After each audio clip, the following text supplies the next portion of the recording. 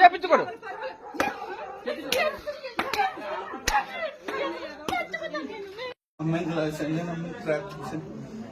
చేసి ఏం చేసావు?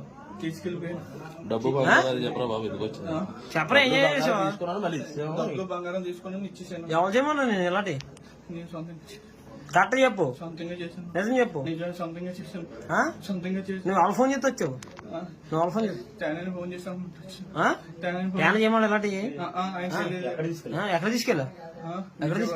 విజయవాడ.